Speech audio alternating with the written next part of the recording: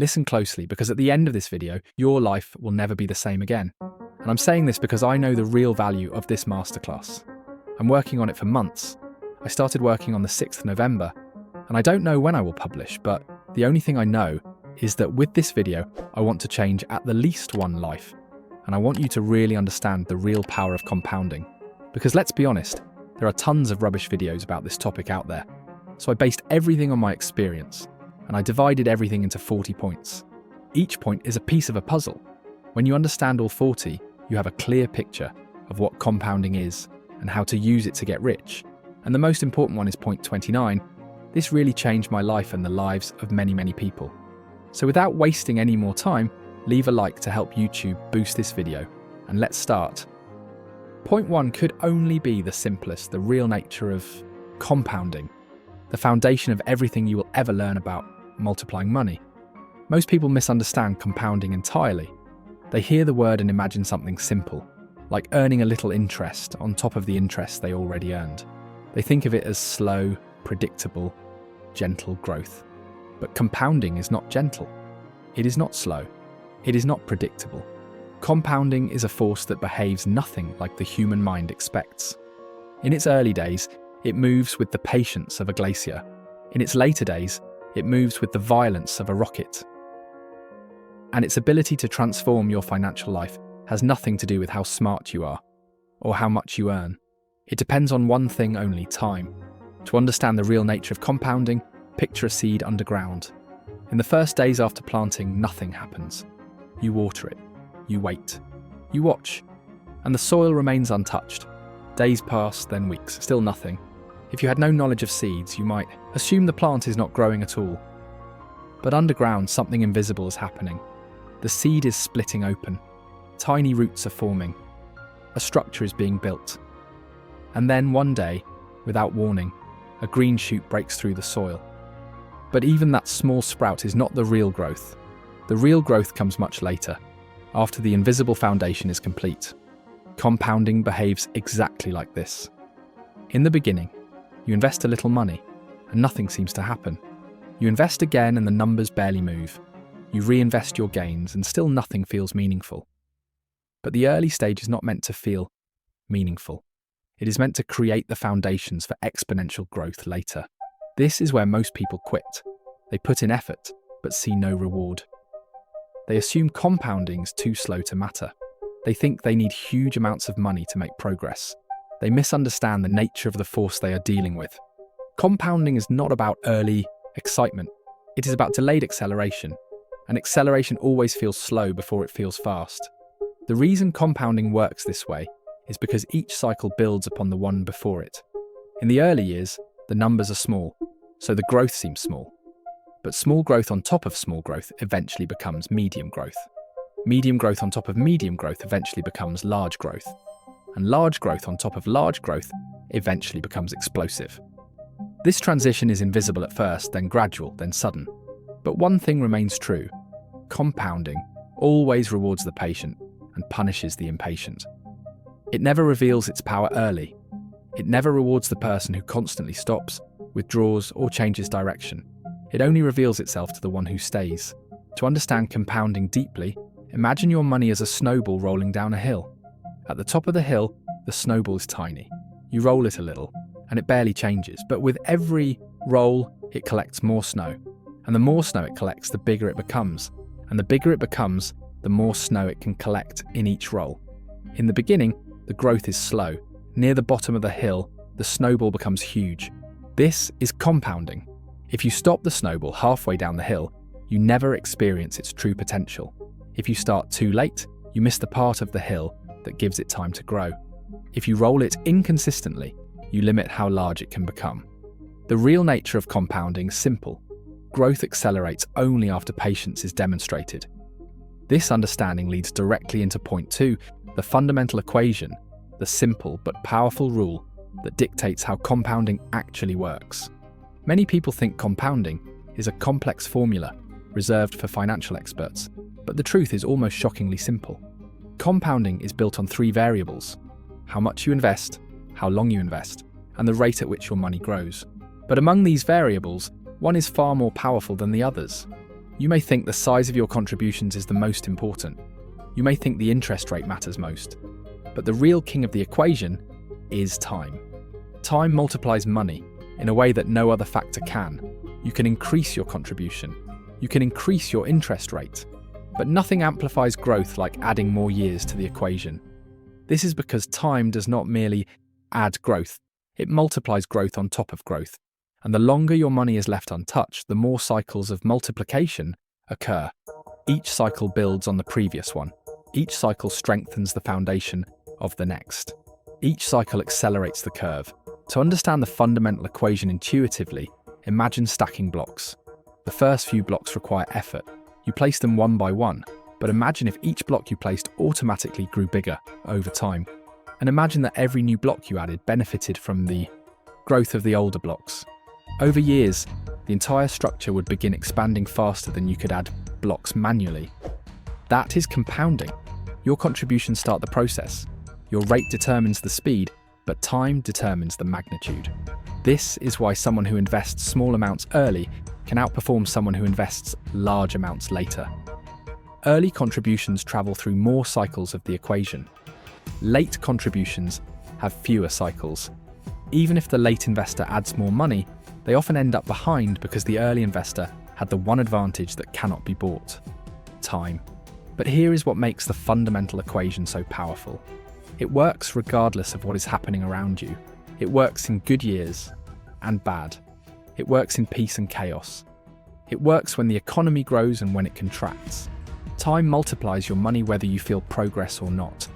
And because the multiplication is invisible at first, most people fail to see the equation working. They expect fireworks early. They expect momentum before momentum is possible. They misunderstand that the fundamental equation is not designed for excitement. It is designed for inevitability. By the way, I opened a free community where I explain how to be successful with YouTube. If you want to understand how, there is the link below. This brings us into point 3, the 3 phases of growth, the stages that every compounding journey must pass through. Understanding these phases not only prepares you emotionally, it protects you from quitting at the exact moment when success is around the corner. The first phase is the slow phase. This is the stage where compounding feels like a myth. You invest money, but the results are microscopic. You stay consistent, but nothing seems to change. This phase can last years. It is frustrating. It tests your patience. It convinces many to stop. But this phase is essential because this is where the foundation forms. The slow phase is not your enemy. It is your initiation. It is the moment compounding asks you, are you willing to continue even when nothing seems to be happening? The second phase is the acceleration phase. This is where the curve begins to tilt upward. Your past contributions start producing meaningful returns. Your new contributions compound faster because the base is now larger. This phase feels rewarding. It is where most people become believers. The acceleration phase arrives quietly at first, then grows louder.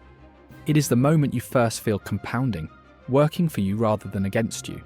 The third phase is the explosion phase. This is where compounding becomes unstoppable. The growth becomes so rapid that your money begins earning more in a year than you earned by working. Your investments grow faster than your contributions, and your wealth curve begins rising almost vertically. This is the moment that seems magical to outsiders, but in truth, it was predictable from the start. The explosion phase does not happen suddenly. It is the natural consequence of surviving the slow phase and continuing through the acceleration phase. When you understand these 3 phases deeply, you stop expecting early fireworks. You stop judging your progress too soon. You stop interrupting the process just before the magic begins. You respect the stages. You trust the timeline. You allow compounding to reveal its shape at its own pace. The truth is simple. The slow phase builds your patience. The acceleration phase builds your confidence. The explosion phase builds your wealth. And the only way to reach the last 2 is to embrace the first. There is a quiet moment in people's financial lives where they suddenly realize something they should have seen much earlier. It doesn't come with drama or noise. It arrives in a subtle wave of awareness, sometimes at night, sometimes while paying a bill, sometimes when looking at someone else's success. It's the moment they recognize that the years they once treated casually, the years they believed they could afford to waste, were in fact the most valuable years they ever had. That moment is where the truth emerges, the truth we begin with now, because very few forces in finance are as unforgiving as point 4, the delay penalty. The delay penalty is a mathematical and psychological and trap disguised as harmless procrastination. It whispers, "You can start later. You have time. There's no rush." And because most people are not trained to see the exponential behaviour of compounding, they believe that whisper. They tell themselves they will begin when they earn more, or when life becomes easier, or when they reach some imaginary milestone that never seems to arrive. But compounding is not a polite force. It does not wait for convenience. It does not pause because your schedule is full. It does not slow down when you lose focus. Compounding moves with or without you. And when you delay the beginning, you do not lose a little. You lose a lifetime of growth. To understand the delay penalty, imagine two individuals standing at the start of a forest trail.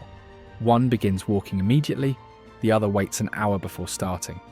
When the second person begins, they walk faster in an attempt to catch up. But the first walker is already deep into the forest. Even if the second walker doubles their speed, they will never truly erase the distance between them. In compounding, that distance becomes exponential. Starting 10 years late does not mean losing 10 years of growth. It means losing the decades of compounding that those early contributions would have generated. 10 years of delay can erase hundreds of thousands, even millions, of future dollars without you ever seeing the moment it happened. What makes the delay penalty so brutal is that it is invisible in real time. When you delay by a month, nothing seems to change. Delay by a year, still nothing dramatic. Delay by 5 years, and everything has changed. But you only see it in hindsight. You do not receive a warning when you delay. You do not receive a message saying, "You just lost $200,000 in future growth." The penalty is hidden, and because of that, people underestimate its power. The money you never invested becomes the money that never multiplied, the money that never grew. Roots, never expanded, never accelerated. It is the loss of the wealth you were meant to have. And while the delay penalty is mathematical, its true damage is psychological. Because once someone realizes the cost of waiting, they often panic. They try to rush, they chase riskier investments. They overcontribute unsustainably. They become emotional, which is the opposite of what compounding requires. Panic does not build wealth. Panic destroys the mindset required to grow it. The delay penalty teaches one harsh lesson. The best time to begin was yesterday. The second best time is now. And the worst time is later, because later is the doorway through which the penalty enters your life. This leads us directly into point 5, the starting threshold, the most misunderstood gateway in personal finance. Most people believe that they cannot begin investing because they do not have enough money. They imagine that compounding requires a large sum to activate. They picture wealthy people pouring thousands into investments, while they sit on the sidelines waiting until they qualify. But compounding does not care who you are. It does not care how much you earn. It does not require permission. Compounding requires only one thing, that you begin. The starting threshold is not a dollar amount. It's a decision. It is the moment you move from intention to action. You could start with $50, $10, even $1. And mathematically, you would be activating the same mechanism that grows millionaires.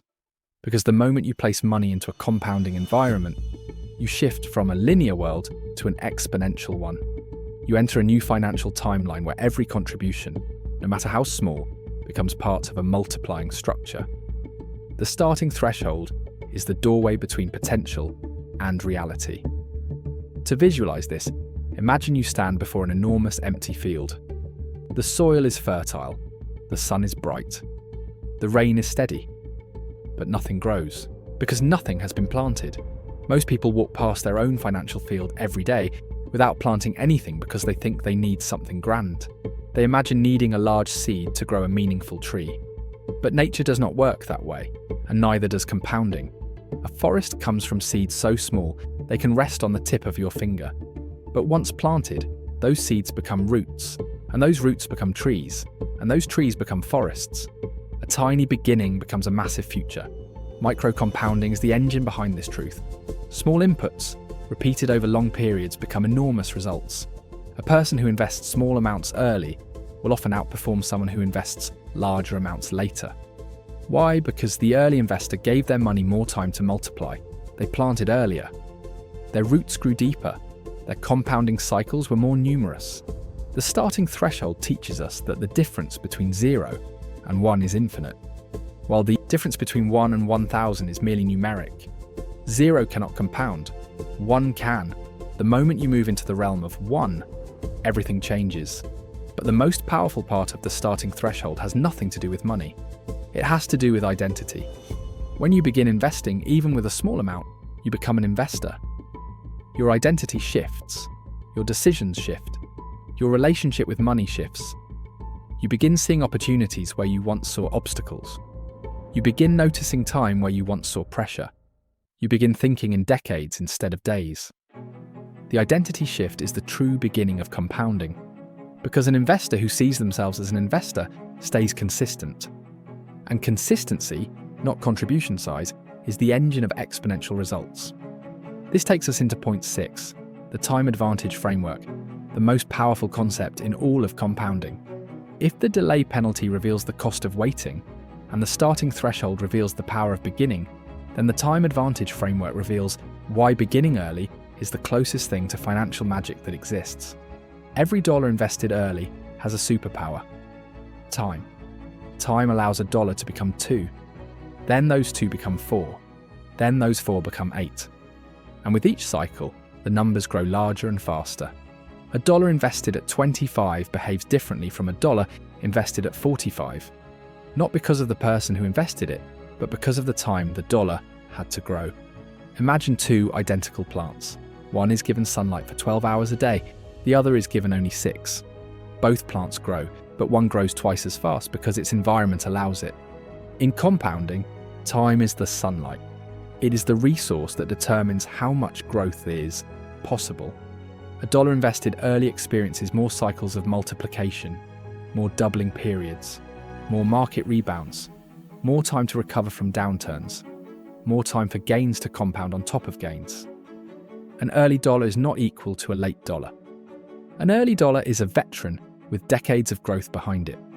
The time advantage framework can be explained through a simple but powerful example.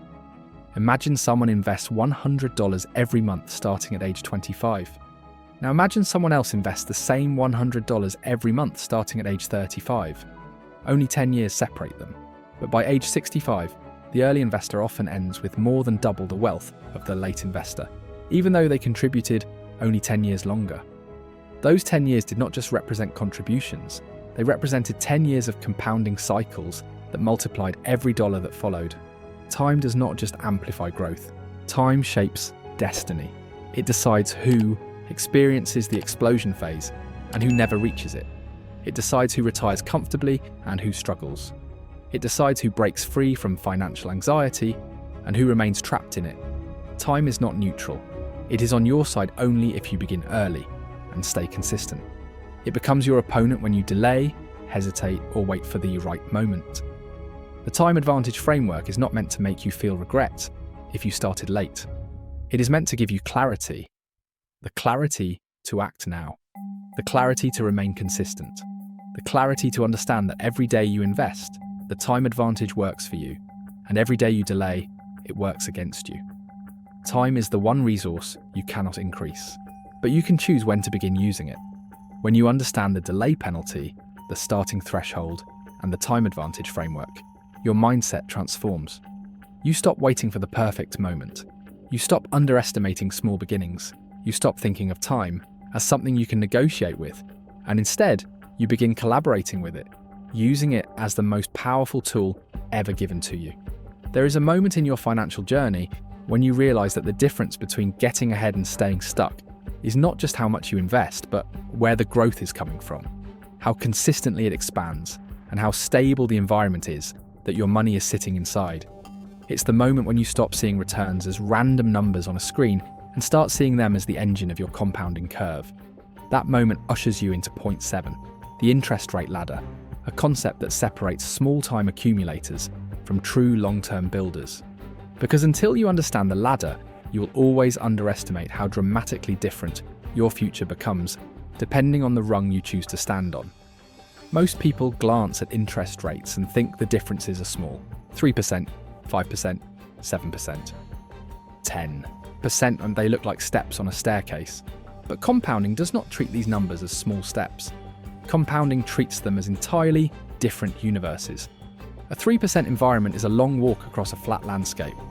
A 7% environment is a steady uphill climb. A 10% environment is a mountain that suddenly tilts into acceleration.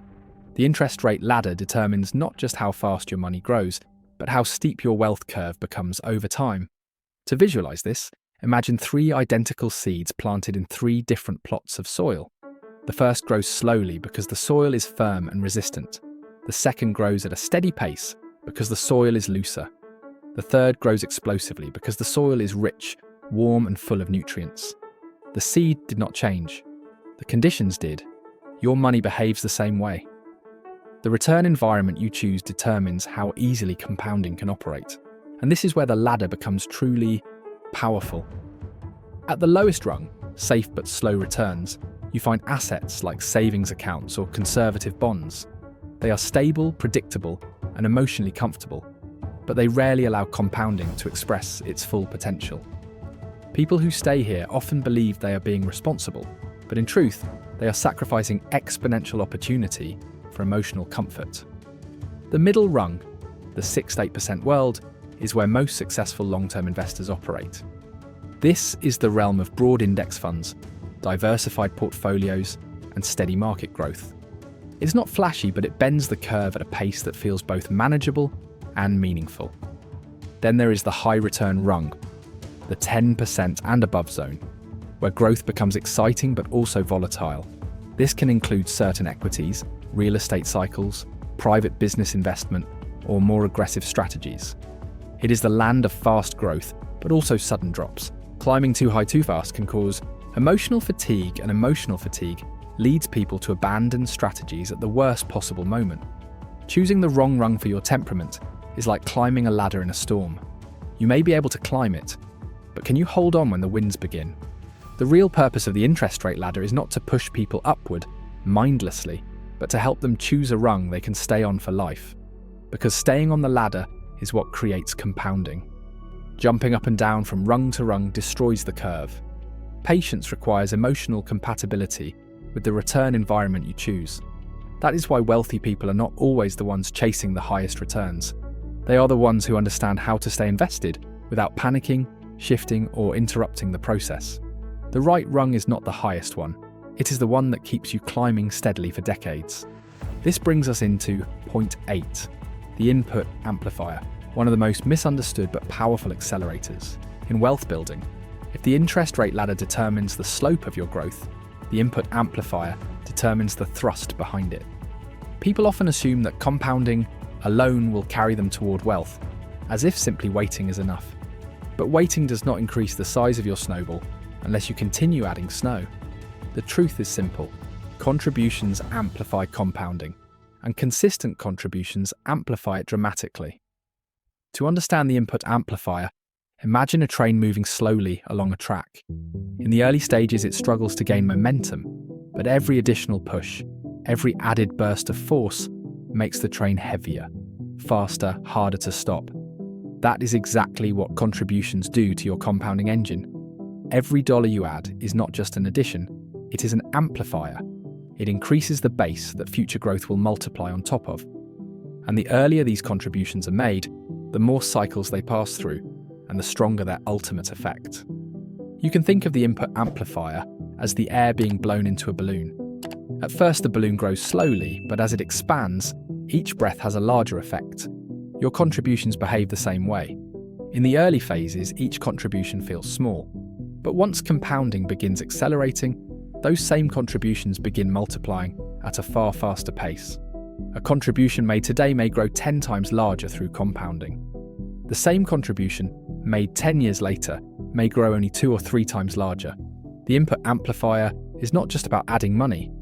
It's about adding money early, consistently, and intelligently. But the most powerful part of the input amplifier is behavioral. When people commit to consistent contributions, weekly, monthly, yearly, they create a system that works even when motivation is low. They remove decision-making from the equation, they allow automation to replace willpower, And automation is a far better investor than any emotional human being.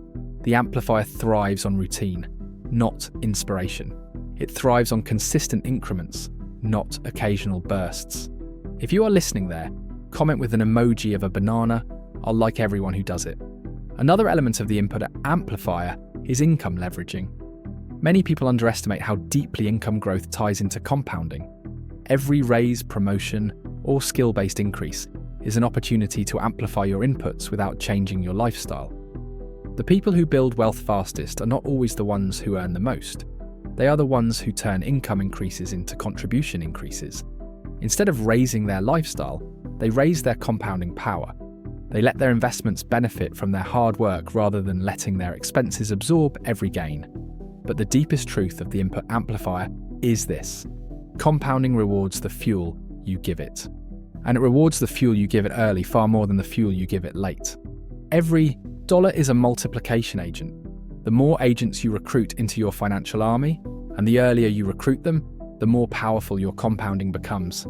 Contributions are not about sacrifice, they are about acceleration. Once you see contributions as curve builders rather than expenses, you begin shaping your financial destiny intentionally. And now we arrive at point 9, the annual boost method, a strategy so simple that almost anyone can implement it, yet so powerful that it dramatically alters the shape of your compounding curve. The annual boost method is the practice of increasing your contributions every year, even slightly, in order to continuously strengthen your base and accelerate your long-term growth. While most people maintain the same contribution year after year, the annual boost creator increases theirs, creating a compounding effect on top of a compounding effect. To understand why this method is transformative, imagine someone running on a treadmill. If they maintain the same pace forever, their progress is steady but limited. If they increase their pace slightly over time, they eventually reach levels they never believed possible. Increasing contributions works the same way. You might begin with $100 a month. The next year, increase it to $110. The next year, $120. These increases feel small in the moment, but over time, they completely reshape your future. The genius of the annual boost method is that the increases are manageable. You are not doubling your contributions or making dramatic shifts. You are simply growing your input along with your growth as a person. As your income rises, your contributions rise. As your financial awareness rises, your commitments rise. As your confidence rises, your future rises. The boost method makes growth automatic. It makes acceleration inevitable. And here's the secret. The annual boost method allows you to avoid the biggest trap in personal finance: lifestyle creep. Most people increase their spending every time their income increases. They earn more, so they spend more. But the investor who uses the annual boost method invests more instead. They capture the difference between their old income and their new income and turn it into compounding fuel. This prevents lifestyle creep from silently stealing their financial future. The annual boost method also protects you from stagnation. Without intentional increases, your contributions remain fixed, and fixed contributions underperform the realities of inflation and rising income. Your contribution should not reflect who you were 5 years ago. It should reflect who you are becoming. And the boost method ensures that your investments grow as you grow. When combined with the interest rate ladder and the input amplifier, the annual boost method becomes unstoppable. You choose the right rung of the ladder, you fuel it consistently, and you increase the fuel every year. This creates a compounding trajectory that is nearly impossible to slow down once fully activated. There is a moment in wealth building when you realize that the fastest way to multiply money is not to keep adding new dollars, but to allow the dollars you already earned to remain in place long enough to give birth to more dollars. It is a moment when you finally understand that wealth isn't created by pushing harder, but by protecting the momentum you already built. That realization brings us directly into point 10, the reinvestment principle, one of the most powerful forces in all of compounding, and yet one of the most frequently violated rules in personal finance. The reinvestment principle is simple to understand, but emotionally difficult to practice. It states that if you want compounding to reach its full potential, you must never touch the gains your investments generate. Not occasionally, not when things get difficult, not when temptation rises. Never. Because the moment you interrupt reinvestment, you interrupt compounding itself. And compounding's not a force that forgives interruptions. Think of compounding like a growing wheel.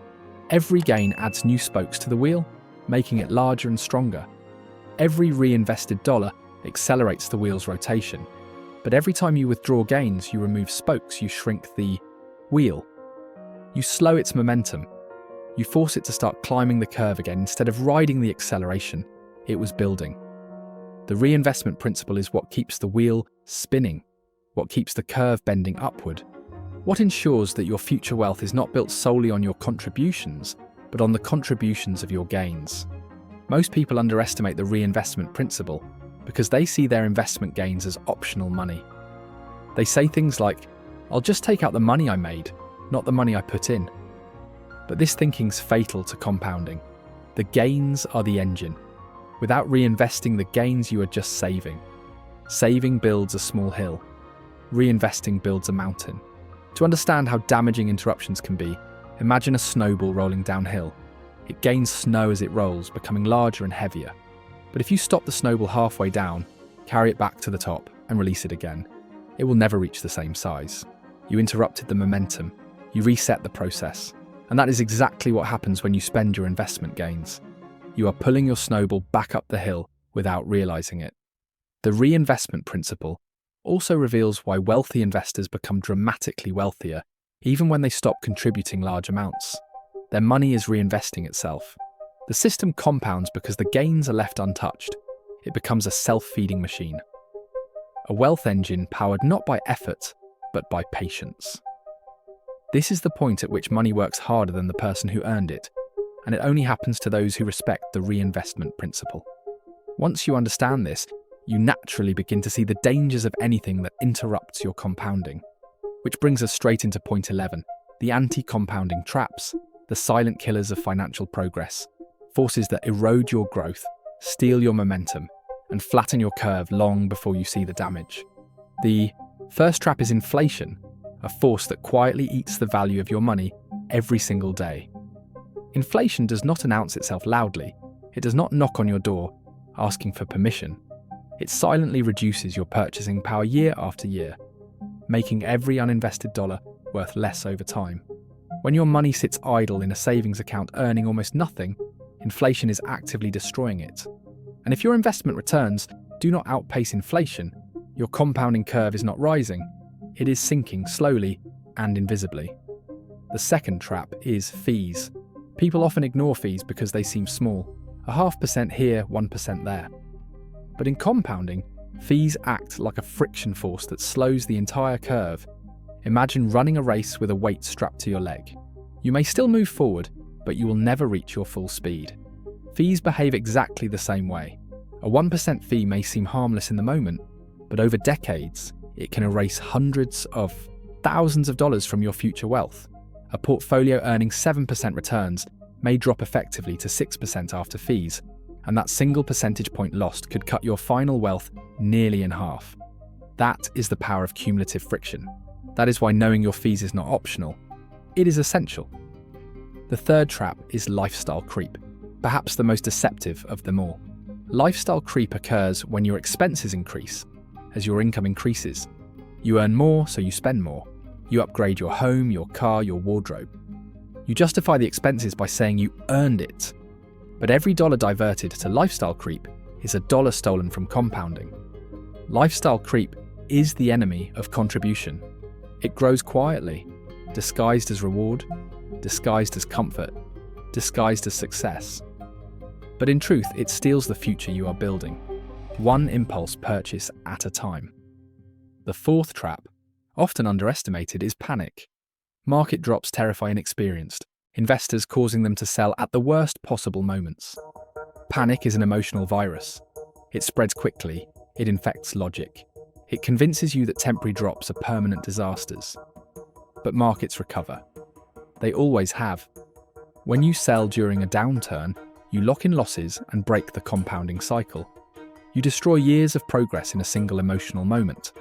Panic is the opposite of compounding. Compounding grows by staying. Panic destroys by fleeing.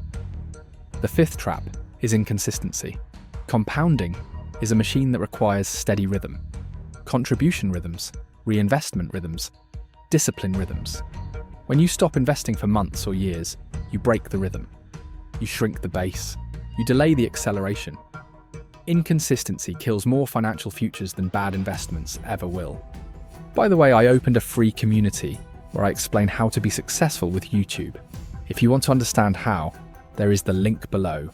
And now we arrive at point 12, the wealth snowball, the phenomenon that explains how ordinary individuals with modest incomes can build extraordinary wealth through years of patience, discipline, and rhythm. The wealth snowball is the moment when your money grows, not because of what you add to it, but because of what it has already become. Most people misunderstand wealth. They believe that wealthy individuals became wealthy because they earned more. But in truth, many wealthy individuals simply allowed their snowball enough time to roll. The wealth snowball begins with small, almost insignificant contributions. It grows slowly at first, barely noticeable. But as it rolls, it grows. And as it grows, it rolls faster. And as it rolls faster, it grows even larger. The snowball does not grow because of dramatic effort. It grows because of two things: consistency and time. Every contribution you make adds another layer of snow. Every reinvested gain increases the size. Every year the snowball rolls, it becomes heavier. And eventually, a remarkable shift happens. It becomes too large to stop. This is the moment when compounding transforms into something that feels like magic. It is the moment when your portfolio grows faster in a year than it did in the first 5 years combined. It is the moment when you realize that the wealth snowball is no longer powered by your effort. It is powered by its own momentum. This momentum creates positive reinforcement. As you watch your snowball grow, you become more disciplined, not less. You want to contribute more. You want to protect it. You want to give it space to roll further. Success creates behavior that leads to more success. The wealth snowball is not merely a financial mechanism. It is a psychological transformation. It is when you stop seeing money as something you chase and begin seeing it as something that builds itself through your consistency. It is when you stop obsessing over short-term gains and start thinking in decades. It is when you stop needing motivation and start feeling compelled to protect your future. And the truth is simple. Anyone can build a wealth snowball. Not everyone does, because the snowball grows only for those who allow it to roll uninterrupted, who resist the anti-compounding traps, who reinvest their gains, who trust the curve, who refuse to stop halfway down the hill. There comes a moment in every investor's life when they begin to see the financial world not as a chaotic storm of numbers and charts, but as a landscape, a vast terrain filled with different paths, each offering a unique journey toward compounding.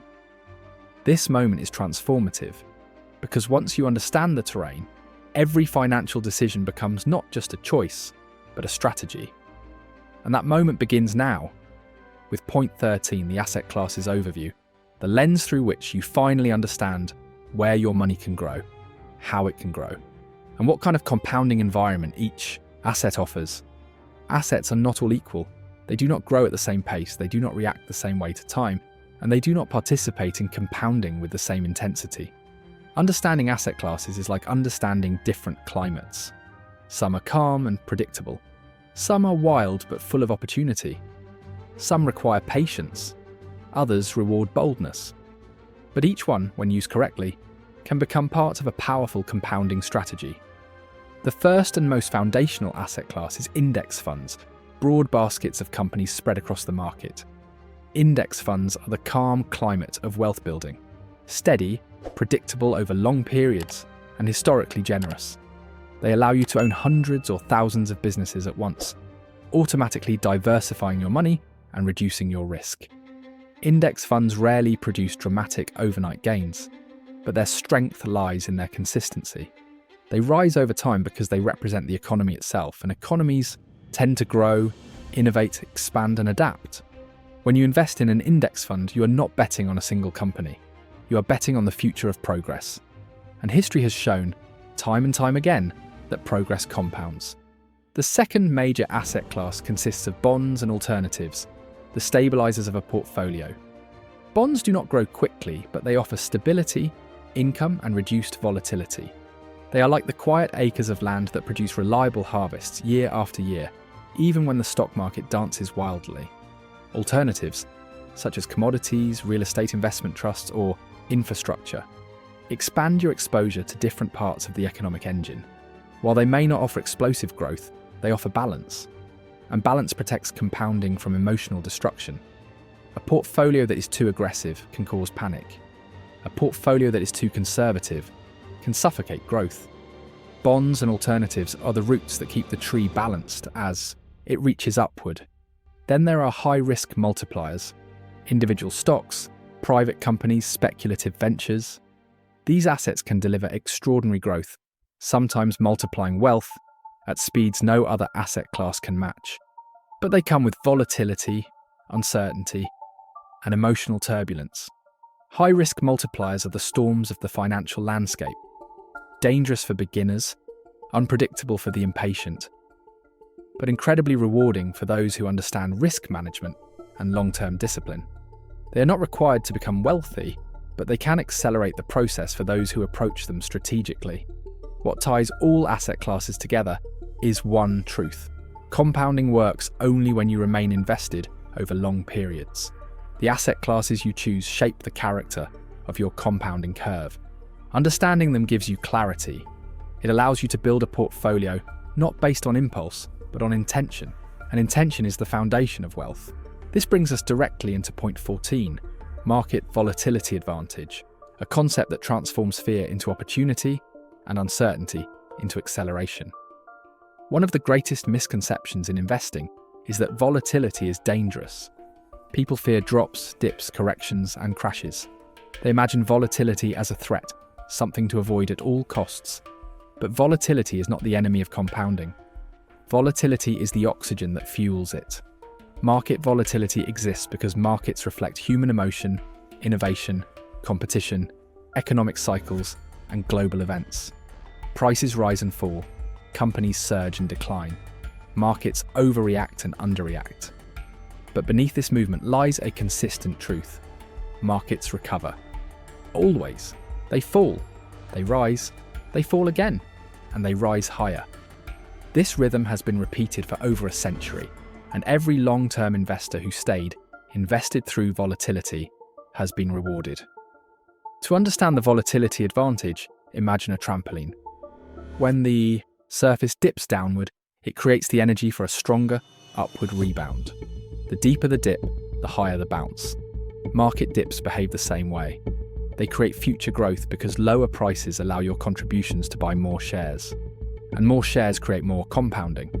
Volatility, when viewed correctly, is a gift.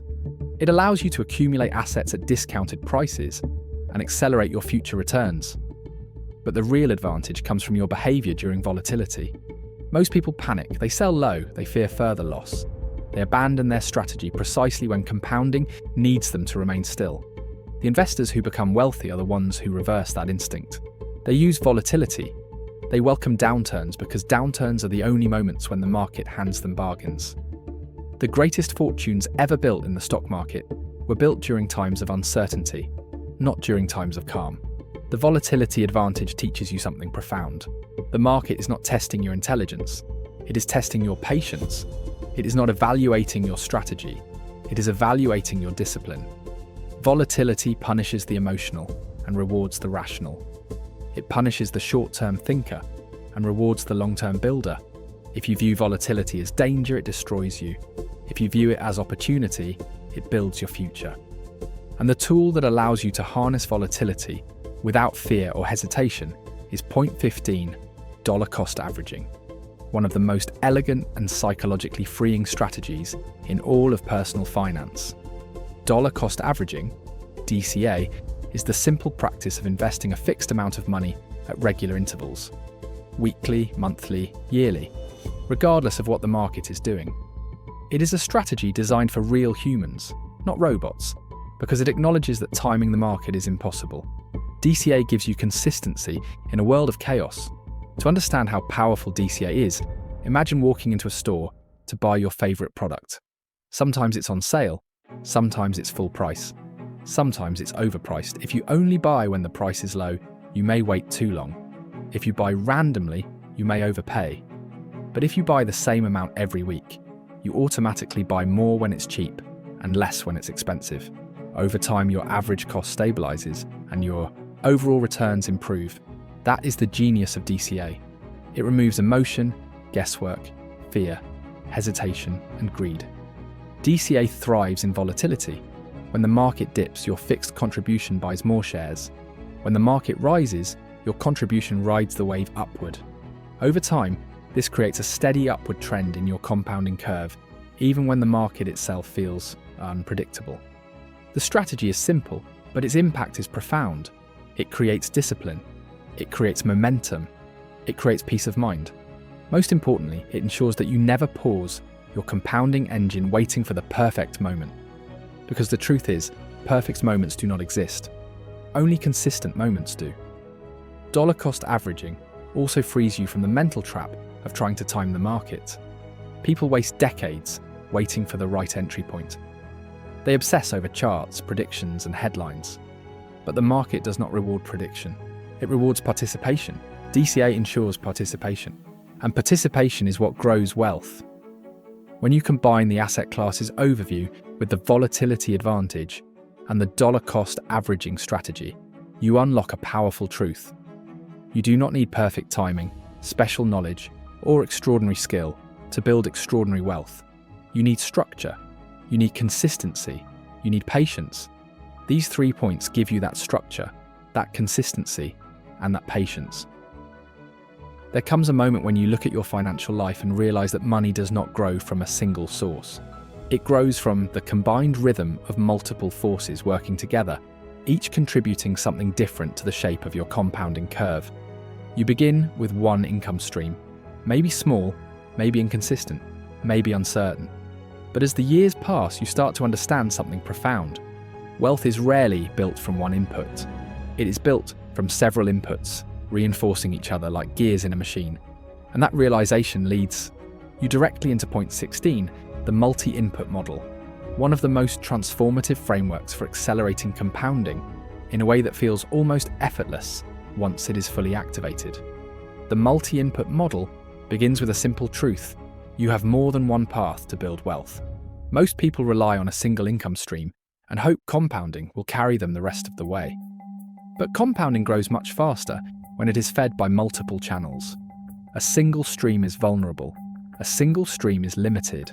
A single stream leaves you dependent on one employer, one skill, one opportunity. But when you build multiple streams, even small ones, everything changes. You shift from financial fragility to financial resilience. You shift from hoping your income grows to engineering your income growth. And you shift from linear progress to exponential acceleration. To understand the multi-input model, imagine a small village powered by a single water wheel. The wheel turns slowly, producing some energy. But if the river slows, the wheel slows. If the river dries, the wheel stops. Now imagine adding a second wheel powered by wind, a third wheel powered by steam, a fourth wheel powered by sunlight. Suddenly, the village has a system, a network, a redundancy of energy inputs. No single disruption can stop its progress. Wealth works the same way. When you create multiple income sources, you build a system where one low-performing area does not cripple your compounding. Your wealth continues to grow because something is always feeding it. The multi-input model does not require extreme entrepreneurship or dozens of income channels. It can begin as simply as adding a second stream that reinforces your contributions. A freelance skill, a small side business, a monetized hobby, rental income, dividends, royalties, or even seasonal work. Each stream enhances your ability to contribute consistently. Each stream becomes fuel for compounding, and each stream adds emotional security because you are no longer dependent on a single source of money. But the real magic of the multi-input model is how these streams interact. When your main income covers your essentials, a secondary income can go entirely into investments. When that secondary stream grows, it becomes fuel for future streams. And when everything works together, your contributions increase without relying solely on raises or promotions. This is how ordinary individuals begin building wealth at exceptional speeds, not through luck, but through layered inputs feeding a unified compounding system. Eventually, the inputs begin reinforcing each other. A side stream supports more investing. More investing creates dividends. Dividends fund new opportunities. Opportunities create additional streams. This is the compounding of contributions. A network of inputs becoming a network of returns. This is the architecture of wealth. And once you experience it, you never again want to depend on a single financial engine. But even the strongest financial architectures face storms. And that brings us into point 17, compounding in crisis. The ability to not just survive financial downturns, but to grow through them. Every great wealth-building story includes periods of crisis, recessions, crashes, panics, unexpected emergencies. Many people assume these events destroy compounding. They imagine them as setbacks or threats.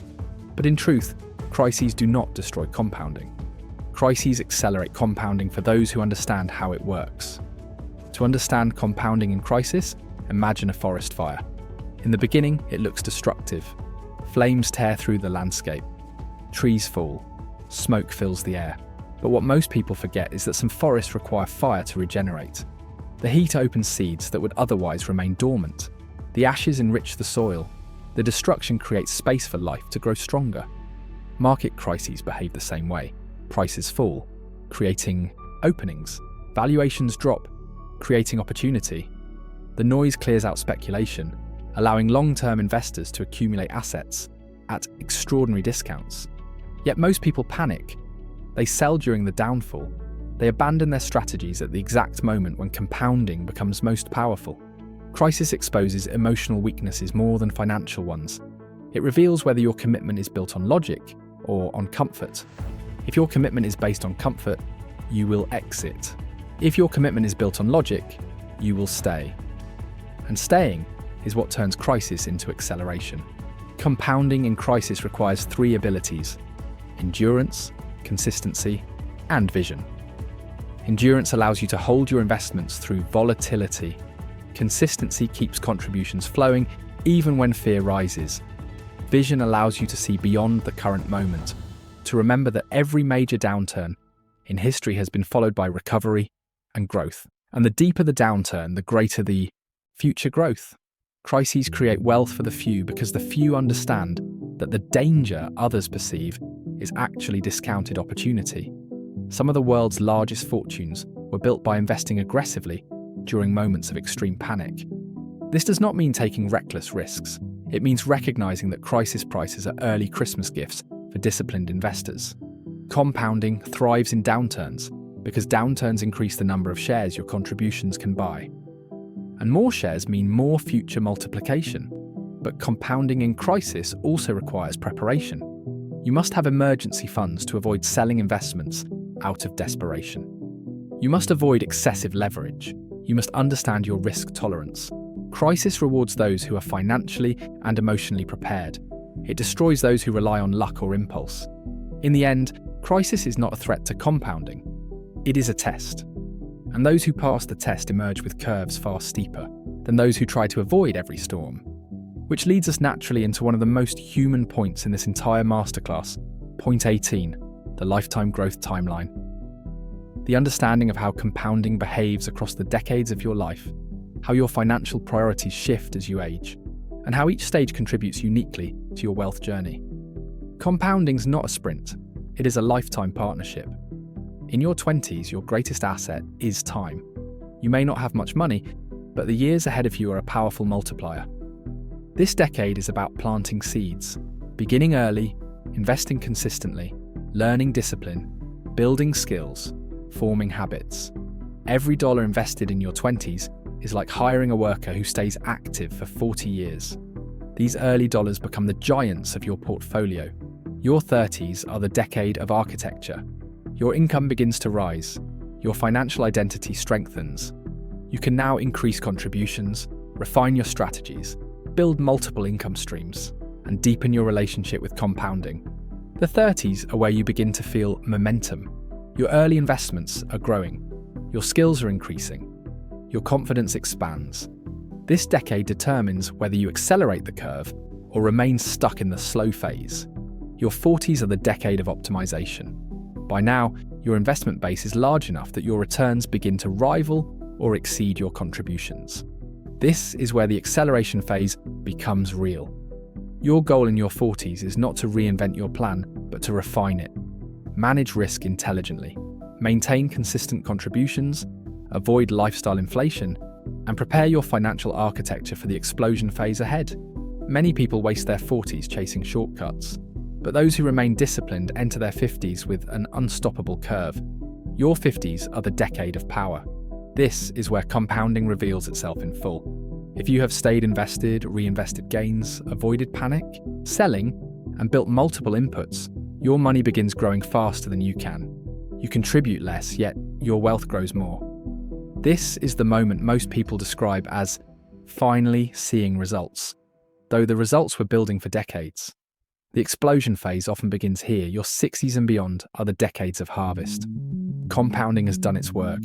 The snowball is massive. The curve is steep. At this stage, your wealth grows even when your income slows. And because you built your foundation early, your future is secure, peaceful, and abundant. This is the payoff for decades of discipline. A future built not by luck, but by mathematics, working in harmony with your behavior. The lifetime growth timeline teaches one powerful truth. Compounding is not something you try, it is something you partner with for life. And the earlier you begin this partnership, the more extraordinary your financial future becomes. There comes a moment in your financial journey when you realize that compounding is not a fixed system. It is not a rigid formula that traps you in place. It is a living mechanism, adjustable, influenceable, sensitive to your behaviors and decisions. Compounding is a machine, yes, but it is a machine with levers you can pull. And the people who build extraordinary wealth are not those who simply hope for better outcomes, but those who understand which levers to adjust and when to adjust them. This brings us to point 19, the modification levers, the three forces you can control that directly shape the speed, trajectory, and magnitude of your compounding curve. The first lever is input, the amount of money you contribute. Many people underestimate the direct power of input because they become fixated on returns, hoping for some magical investment that multiplies their money overnight. But the truth is simple. Your contributions are the foundation of your entire compounding structure. Without inputs, compounding cannot begin. Without sustained inputs, compounding cannot accelerate. Without increasing inputs over time, compounding cannot reach its full potential. Input is the fuel, the ignition, the momentum. And unlike returns, input is entirely under your control. The second lever is rate, the return on your investments. While you cannot perfectly control your rate, because markets fluctuate, you can influence it by choosing the right asset classes, diversifying intelligently, reducing fees, and maintaining emotional discipline. A small improvement in rate creates massive differences over time. A 7% return versus an 8% return might seem like a small gap. But over 30 years, the difference can be hundreds of thousands of dollars. Rate is the steepness of your curve. It determines how aggressively your wealth bends upward. You do not chase the highest rates, you choose sustainable ones, and you protect them with discipline. The third lever is time, the most powerful lever of all. Time multiplies everything else. It multiplies input. It multiplies rate. It multiplies your discipline and punishes your hesitation. Time is not something you control directly, but you control when you begin, and the moment you begin changes the entire trajectory of your future. The earlier you activate time, the more compounding cycles your money experiences. Time is the lever that transforms modest contributions into extraordinary outcomes. Someone with average inputs and average returns but abundant time will almost always outperform someone with higher inputs and higher returns but too little time. These three levers, input, rate, and time, interact like gears in a machine. Adjusting one affects the others. Increase your input and you strengthen the base. Improve your rate and you steepen the curve. Extend your time and you multiply everything by factors you cannot imagine. Once you understand the modification levers, you stop feeling powerless. You stop hoping and start engineering. Wealth stops being a mystery and becomes a system you control. This understanding leads naturally into point 20, the compounding speed formula, the framework that reveals how to make your compounding not only function, but accelerate. Most people think compounding speed is a matter of luck. The market goes up and your wealth rises. The market goes down and everything slows. But compounding speed is not luck. It is architecture. It is strategy. It is the result of aligning your behavior with the mathematics of exponential growth. To understand compounding speed, picture a spiral. At first, it is tight and slow. But as it expands, it begins to widen faster and faster. Compounding behaves like that spiral.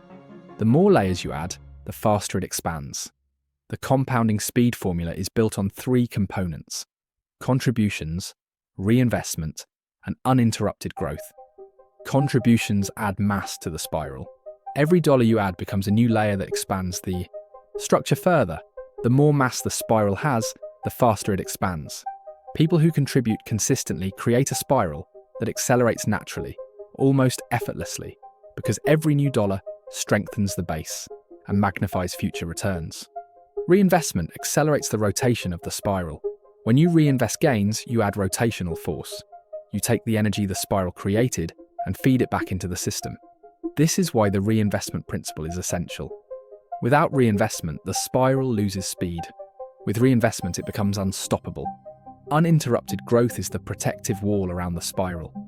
Every interruption, withdrawals, selling during downturns, inconsistent contributions, slows the spiral down. The compounding speed formula teaches something most investors never fully grasp. The speed of your compounding is determined not by how often you act, but by how consistently you avoid interrupting the process. Compounding is not strengthened by impulsive decisions. It is strengthened by stability. The compounding speed formula is powerful because it allows you to bend the curve in your favor. If you increase your contributions slowly over time, reinvest all gains, and avoid interruption, your compounding speed increases exponentially. This is why some people seem to suddenly become wealthy. It is not sudden. It is compounding speed reaching its upward inflection point. By the way, I opened a free community where I explain how to be successful with YouTube. If you want to understand how, there is the link below. But none of this matters if you lose unnecessary money to taxes, which brings us into point 21, tax efficiency, one of the most overlooked yet critical elements of long-term compounding. Taxes are not a minor inconvenience, taxes are friction, and friction destroys speed. If fees are like a small weight tied to your ankle, taxes are like a parachute behind you, slowing your progress. Learning how to invest tax efficiently is not about avoiding taxes illegally. It is about understanding how to minimize friction so compounding can accelerate without interference. To understand tax efficiency, imagine 2 identical investors earning the same returns over the same period. One invests in a taxable account, paying taxes every year on dividends and gains. The other invests in a tax-advantaged account where gains are shielded from taxes until withdrawal, or perhaps not taxed at all, depending on the type of account. Over decades, the tax-efficient investor can end up with hundreds of thousands more than the taxable investor. Why? Because their compounding was uninterrupted. Their gains were reinvested fully. They were not losing momentum every year to taxes. Tax efficiency is about choosing the right environment for your investments. Retirement accounts, tax-free accounts, tax-deferred accounts. These are not minor perks. They are tools that amplify compounding. Every dollar protected from taxes becomes another soldier fighting in your financial army. Tax inefficiency, on the other hand, is like sending your army into battle unarmed. But tax efficiency goes deeper than account types. It also involves choosing investments that minimize unnecessary taxable events. Index funds, for example, tend to be more tax efficient than actively managed funds because they generate fewer capital gains. Long-term holdings more tax efficient than constant trading because it defers gains. Dividend strategies can be optimized based on your tax bracket. Even the timing of when you sell matters. The psychological benefit of tax efficiency is enormous. When you know your money is sheltered from constant tax erosion, you feel calmer, more disciplined, more willing to remain invested long-term. Tax efficiency is not about clever tricks. It is about respecting the compounding process enough to protect it from the unnecessary drains that taxation can impose. When you combine the modification levers, the compounding speed formula, and tax efficiency, you unlock something extraordinary. The ability to design your financial fate intentionally. You no longer hope for a steep curve. You build one. You no longer fear downturns. You take advantage of them. You no longer wonder if compounding will work for you. You understand that it must work if you respect the mathematics behind it. There are moments in your financial life that matter far more than the rest. Not all decisions carry equal weight. Some choices create small ripples, barely visible over the long horizon. But other choices, rare, pivotal, defining choices, alter the entire direction of your compounding curve. These are the decisions that separate those who slowly accumulate money from those who multiply it. And understanding these decisions brings us to point 22, high-impact decisions. The moments where one choice can change not only your financial future, but the entire architecture of how your money grows. High-impact decisions are the inflection points of compounding. They are not everyday choices. They don't appear constantly. But when they do appear, they require clarity, courage, and foresight. One high-impact decision can be the difference between decades of stagnation and decades of acceleration. But most people never recognize these moments when they happen, because they focus on short-term comfort rather than long-term trajectory. The first type of high-impact decision involves avoiding catastrophic mistakes. In the world of personal finance, avoiding one big mistake is more important than succeeding at dozens of small strategies. A person who avoids high-interest debt, avoids cashing out investments prematurely, avoids panic selling, avoids lifestyle traps, avoids massive liabilities. That person has already won half the battle. Compounding is fragile in its early stages. One misstep can erase years of progress.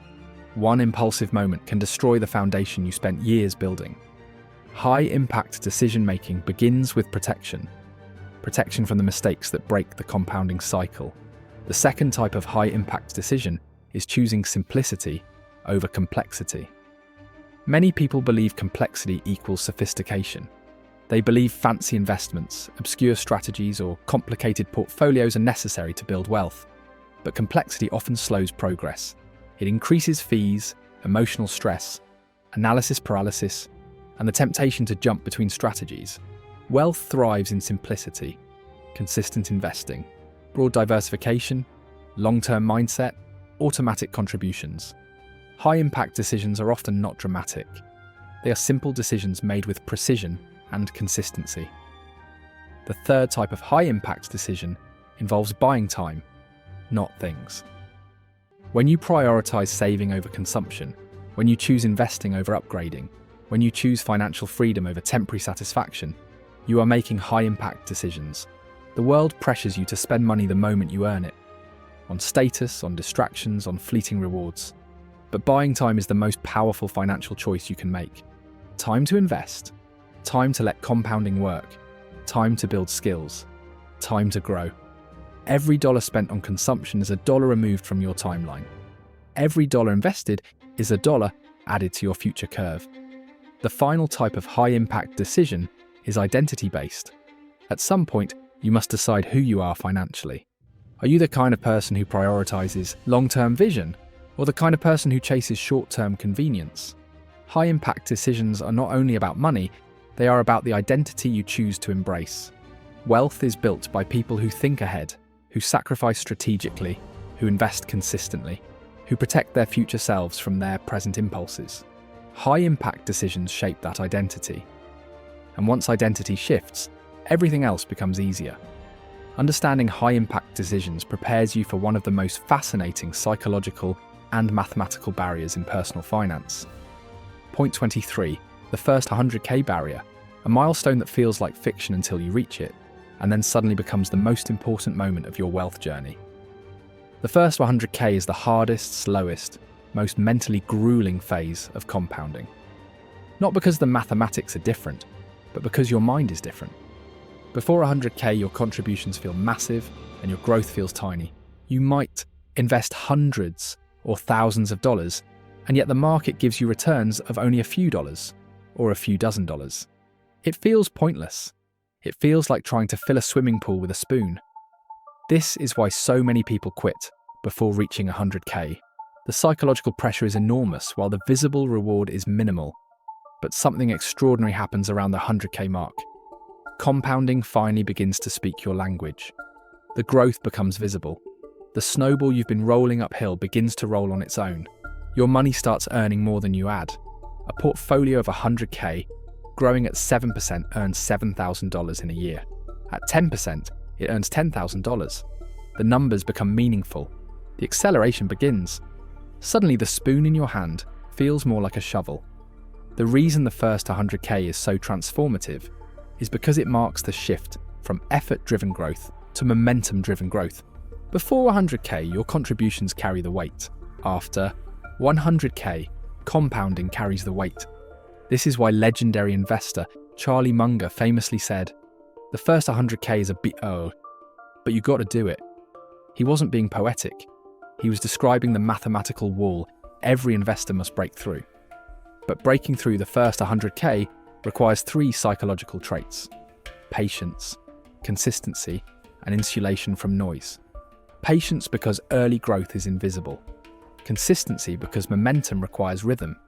And insulation from noise because the world will constantly tempt you with distractions, fear, and doubt. Once you break through 100K, everything gets easier. Your portfolio becomes self-propelling. The curve becomes steeper. You no longer feel alone in the fight. Compounding stands beside you, pushing the snowball forward. Yet to reach this milestone and accelerate beyond it, most people need one more system. Point 24, the surplus machine. The method of creating enough financial margin to invest consistently, grow steadily, and accelerate without stress. The surplus machine is the engine that turns your income into wealth. A surplus is the difference between what you earn and what you spend. But most people underestimate its power. They think of surplus as leftover money, a vague concept with no emotional weight. But surplus is not leftover. Surplus is leverage. Surplus is potential energy. Surplus is the fuel that powers your compounding engine. To build a surplus machine, you must first destroy the myth that higher income automatically creates higher wealth. Millions of people earn high incomes and have no surplus because every dollar is consumed by lifestyle choices. Likewise, millions of people with moderate incomes become wealthy because they create consistent surplus and invest it. Wealth is not built by income. Wealth is built by surplus. The surplus machine has 3 components: margin creation, margin protection, and margin redirection. Margin creation is the process of identifying and eliminating unnecessary expenses that drain your compounding. This does not mean living miserably or depriving yourself. It means removing financial leaks, recurring subscriptions you don't use, lifestyle habits that don't add fulfillment, expensive conveniences that bring little value. Every unnecessary expense eliminated adds power to your surplus machine. Margin protection is the discipline of preventing lifestyle creep. When your income rises, your lifestyle should not automatically rise with it. This is where most people fail. They earn more, they spend more, and their surplus remains the same or even decreases. Protecting your surplus means resisting the psychological pull of lifestyle inflation. It means understanding that every lifestyle increase delays your compounding while every surplus increase accelerates it. Margin redirection is the heart of the surplus machine, taking freed up money and funneling it directly into investments, not holding it, not spending it later, redirecting it immediately. The moment surplus becomes investment, it becomes compounding fuel. Surplus without redirection is wasted opportunity. Surplus with redirection is exponential growth. The surplus machine transforms your financial life because it creates a predictable flow of money into your investments, regardless of market conditions, economic cycles, or temporary emotions. It allows you to break through the first 100K barrier faster, maintain momentum, and scale your compounding while others struggle. And when you combine high-impact decisions, the 100K barrier breakthrough, and the surplus machine, you create a financial model where your future is no longer shaped by chance, but by intention. You build a foundation sturdy enough to withstand volatility, resilient enough to survive crises, and powerful enough to bend your wealth curve upward year after year. At a certain point in your financial journey, something profound happens. You realize that the biggest threat to your compounding is not the market, not inflation, not economic downturns, not even income fluctuations. The biggest threat is you. Your impulses, your emotions, your inconsistency, your forgetfulness, your distractions. Most people lose money not because they don't know what to do, but because they don't consistently do it. And that truth leads us directly into point 25, the financial automation system, one of the most powerful tools you can use to protect and supercharge your compounding. Automation is the act of removing yourself from the parts of your financial life that require discipline, because discipline, while admirable, is unreliable. No human being can be perfectly disciplined forever. Life changes, motivation dips, stress rises, emergencies appear, and when discipline fails, your financial plan collapses. The brilliance of automation is that it does not require motivation. Automation performs whether you are inspired or exhausted, whether you remember or forget, whether markets are rising or falling. A financial automation system consists of three simple but transformative components. The first is automatic contributions. Instead of manually transferring money into your investments, you automate the transfer the moment your paycheck arrives. This ensures you always pay your future self first, not last. Most people save what is left after spending. Automated investors spend what is left after saving. The difference between those two approaches is not small. It is the difference between financial mediocrity and financial transformation. The second component is automatic investing. It is not enough to automate contributions. If the money sits in a cash position, waiting for you to get around to investing, it becomes stagnant. Automation must reach all the way into the investment itself. Automatic purchases into index funds, retirement accounts, or diversified portfolios remove the emotional barrier that stops most people from acting. You no longer worry about timing, you no longer wait for the right moment. Automation invests regardless of market conditions, silently building momentum in the background of your life. The third component is automatic reinvestment, the process of ensuring every dividend, every interest payment, every distribution is instantly reinvested rather than paid out as cash. Reinvestment is the oxygen of compounding. Without it, growth suffocates. But with automation, reinvestment becomes effortless. Your wealth grows in the background. Your money becomes self-compounding. You become a passive participant in your own financial success, allowing the system to work even when you are not thinking about it. A financial automation system does more than increase your wealth. It transforms your identity. It turns you into someone who invests consistently, regardless of circumstance. Someone who never misses a contribution. Someone whose compounding is never interrupted. And once automation removes the need for willpower, your mind is freed to focus on more important goals, like improving your skills, increasing your income, and strengthening the other levers of compounding. This leads us directly into point 26, the long-term discipline framework, the psychological foundation that ensures compounding not only begins but continues, decade after decade, despite distractions, temptations, fears, and emotional storms. If automation is the engine, long-term discipline is the fuel.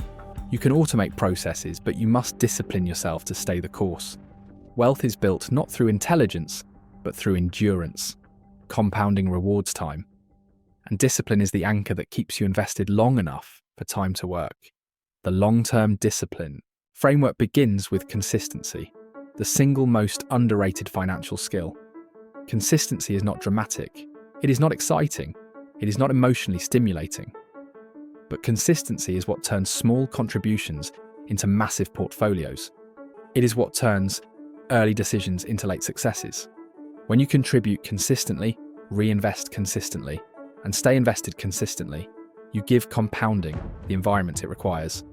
The market does not need you to be brilliant. It needs you to be present. The second piece of discipline is emotional resilience. Markets rise. Markets fall. Headlines scream. Social media panics.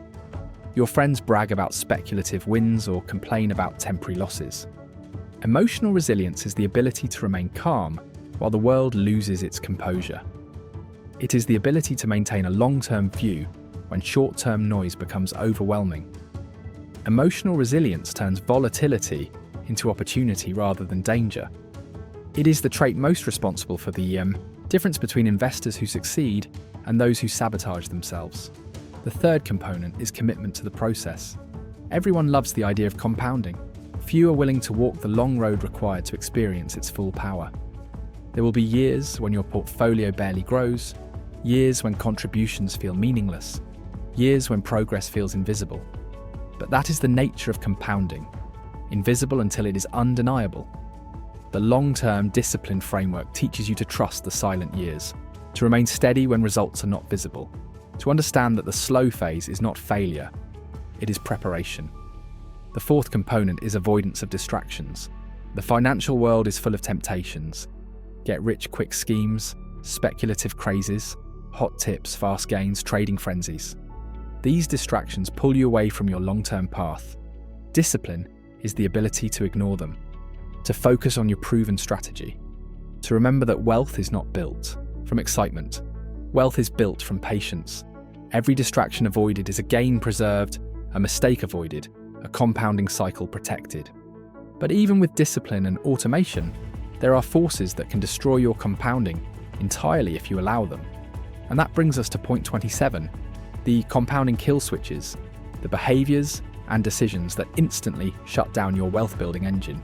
These kill switches are dangerous because they often appear reasonable, even logical, in the moment. But once activated, they reverse years of progress. Understanding them is essential if you want your compounding to survive. The first kill switch is high-interest debt, especially credit card debt. No investment can consistently outperform debt that charges 18% or more. Carrying high-interest debt while investing is like filling a bucket with water while someone drills holes in the bottom. You do not need to avoid all debt, but you must avoid high-interest debt at all costs. It is an anchor tied around your compounding engine. The second kill switch is panic selling. When markets drop, fear rises, and many investors react emotionally instead of logically.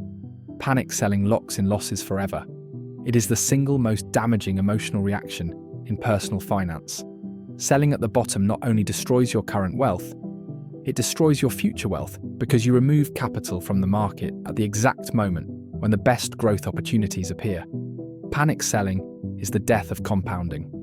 Once you sell, the compounding clock resets.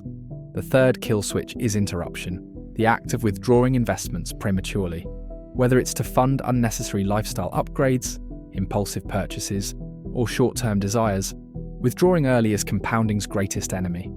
Every dollar removed is a soldier taken off the battlefield. That dollar can no longer multiply. Its future offspring never exist. Interruptions destroy not just your present wealth, but the decades of future growth those dollars would have produced. The fourth kill switch is a short-term mindset. When you focus too much on short-term results, you sabotage long-term success. Compounding is a long game. Those who chase quick returns, evaluate their portfolios constantly, or base decisions on temporary emotions, always lose to those who remain patient. A short-term mindset blinds you to the real trajectory of your wealth, causing you to make decisions that flatten your curve. The final kill switch is inconsistency. Missing contributions, skipping months, changing strategies repeatedly. All of these weaken compounding. Inconsistency breaks momentum. It fractures growth.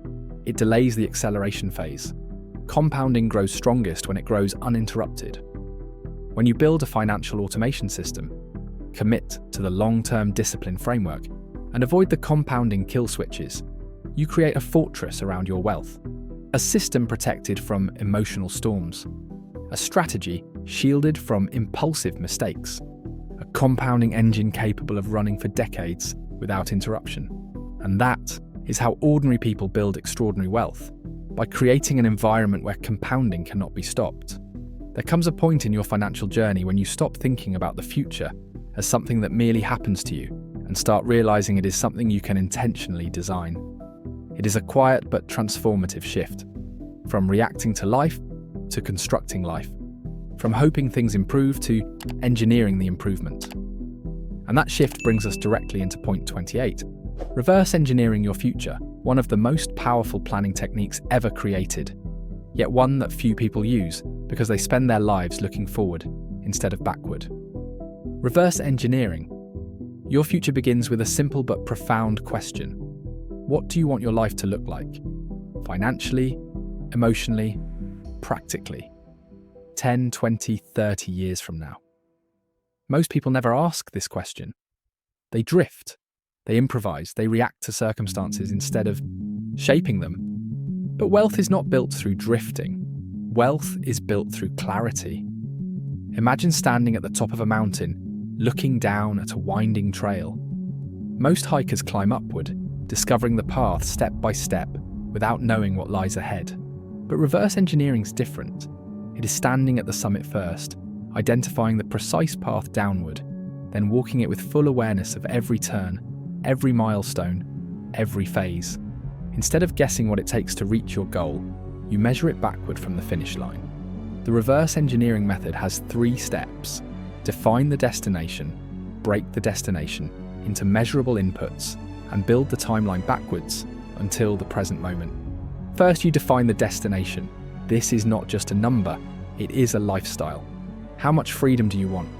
What kind of work-life balance do you imagine? How much passive income do you need to feel secure? How much time do you want with the people you love? The clearer the destination, the more precise the road to reach it. Second, you break the destination into inputs. The amount you need to invest, the rate you need to target, the time frame required for compounding to work. If you want $1 million in 25 years, the math is not mysterious. It can be calculated. If you want passive income from dividends or real estate, the required capital can be modelled. If you want earlier retirement, the contribution levels can be reversed out of the desired date. The future stops being a mystery and becomes a formula. Third, you build the timeline backwards. If your destination requires 20 years of compounding, you know exactly how many years you must invest. If it requires a certain contribution level, you adjust your surplus machine accordingly. If it requires a specific return environment, you choose the asset classes that align with that expectation. Reverse engineering transforms your future from an abstract dream into a mathematically defined pathway. It turns confusion into clarity, it eliminates uncertainty, and it gives you control. But once you reverse engineer your future, the next natural question arises. What does the next 10 years look like if you follow the plan? That brings us into point 29, the 10-year wealth projection, one of the most motivating and eye-opening exercises you can do. The human mind struggles to imagine 50 years into the future, but 10 years is close enough to feel real and far enough to demonstrate the full power of compounding.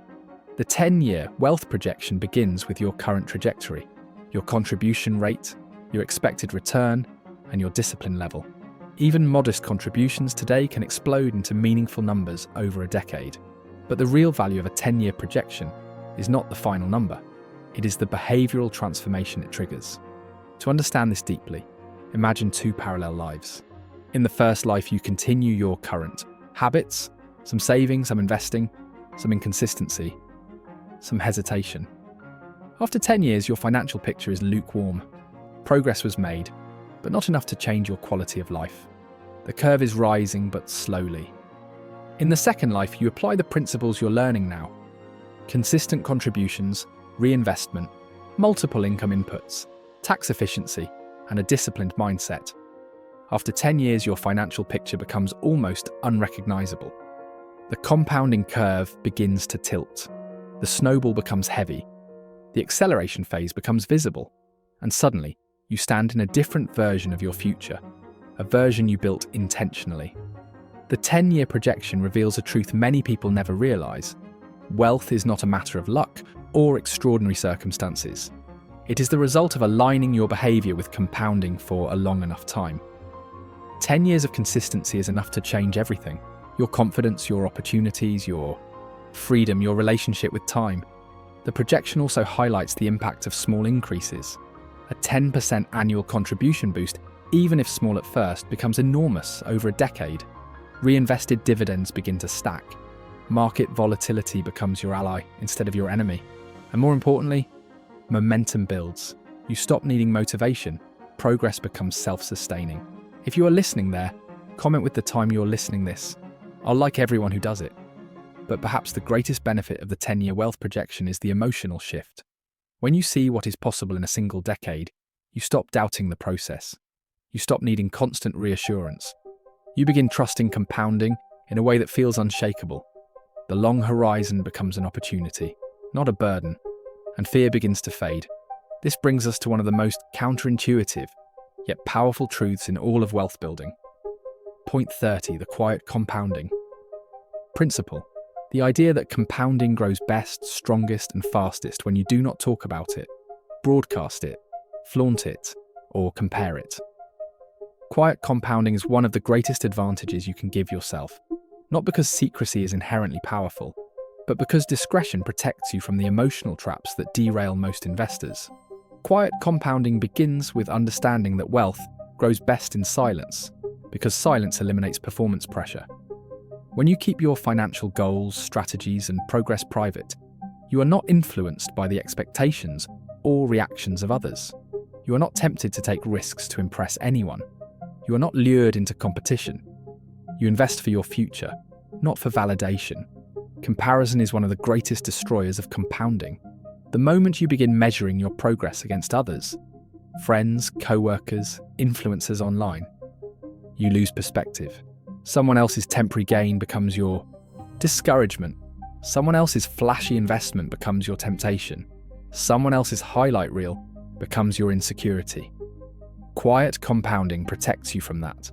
It keeps your strategy pure, your discipline intact, your timeline unaffected by noise. Quiet compounding also protects you from criticism. When you pursue a long-term path, people who think short-term may mock your choices. They may question why you invest consistently instead of spending freely. They may not understand why you avoid debt, avoid lifestyle inflation, or choose simplicity over extravagance. But these people will not be with you in 20 years when your curve explodes. Their opinions cannot build your future, but they can sabotage your mindset. Quiet compounding creates freedom from external doubt, but the deepest power of the quiet compounding principle is psychological. When your financial life becomes quiet, your mind becomes calm. You stop rushing, you stop chasing, you stop fearing downturns, you stop comparing, you stop explaining yourself. You begin operating from a place of tranquility, patience, and confidence. And compounding thrives in that mental environment. Quiet compounding is not about secrecy for secrecy's sake. It is about designing a financial life protected from distraction, comparison, judgment, and noise. It is about creating the emotional conditions necessary for long-term consistency. Because consistency is impossible without peace of mind. When your finances become loud, emotional storms follow. When your finances become quiet, compounding accelerates silently beneath the surface. What grows quietly grows powerfully. There comes a stage in your financial journey when you realize that compounding is not powered only by what you invest, but by what you can invest. The fuel available to feed the machine. Many people look at their investment accounts and wish the numbers were larger, wish they had more to contribute, wish their progress felt faster. But wishing has never built wealth. Understanding and action have. And when you reach this stage, you encounter one of the most transformative ideas in wealth building. Point 31. Cash flow expansion tactics. The strategies that increase your investable income, widen your margin, and accelerate compounding far beyond what you thought possible. By the way, I opened a free community where I explain how to be successful with YouTube. If you want to understand how, there is the link below. Cash flow expansion is not merely about earning more. It is about creating a system where your money becomes flexible, abundant, and intentionally directed. The first layer of cash flow expansion is income increase. Improving your skills, enhancing your value, positioning yourself for raises, promotions, or better roles. In the modern world, income growth is not linear. One new skill, one certification, one improvement in performance, or one strategic job change can elevate your income dramatically. Most people underestimate their earning potential because they settle into routines. But routines rarely create breakthroughs. Strategic skill building does. The second layer of cash flow expansion is monetizing skills outside your primary job. Every person carries hidden abilities, talents, or knowledge that can be converted into income. Teaching, writing, consulting, freelancing, building digital products, offering specialized services, or even creating content. These secondary income streams might begin small, but small streams become rivers when nurtured consistently. A side income of $200 per month becomes $2,400 per year, and invested over time, it can generate tens of thousands in growth. People ignore small streams because they underestimate compounding. But compounding does not care about the size. It cares about consistency. The third layer of cash flow expansion is eliminating financial leakage.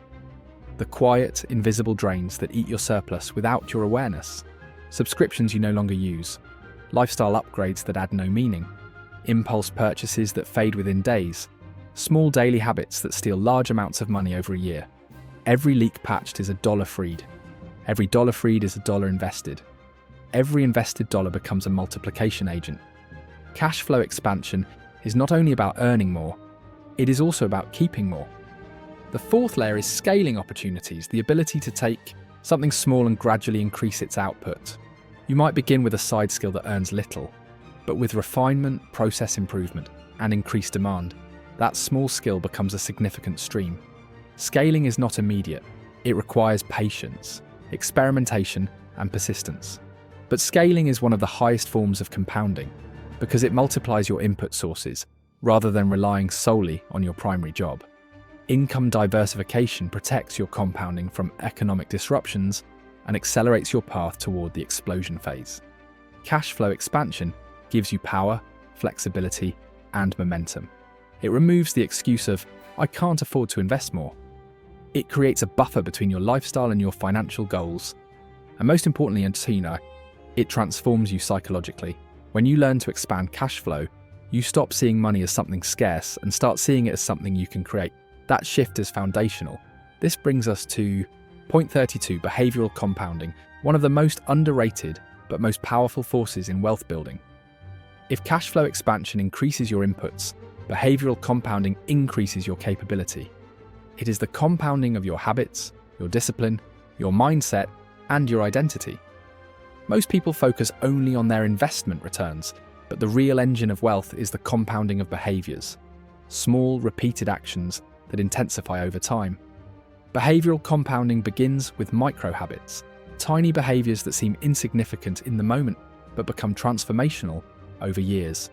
Checking your budget once a week, reading financial content daily, tracking your net worth monthly, learning one new skill per quarter, increasing your contributions every year. These habits compound because each one builds upon the last. A person who learns one small financial concept every day becomes a financial expert in 5 years. A person who invests an extra $50 a month becomes wealthy over decades. Micro habits create macro results. The second layer of behavioral compounding is decision improvement. Every day you make dozens of decisions, some small, some large. Improving those decisions by 1% over time compounds into better financial outcomes. Saying no to one unnecessary purchase per week. Saying yes to investing instead of waiting. Choosing discipline over impulse. These tiny decisions accumulate into powerful results because consistency multiplies. The third layer is identity transformation. Eventually, your behaviors solidify into identity. You stop saying, "I'm trying to invest more," and start saying, "I am an investor." You stop saying, "I'm trying to save," and start saying, "I am someone who prioritizes my future." Identity-based behavior is far more powerful than motivation-based behavior. Motivation fades, identity endures, and once you see yourself as a long-term builder, everything becomes easier. Consistency becomes natural, volatility becomes manageable, and distractions lose their power. The fourth layer of behavioral compounding is discipline reinforcement.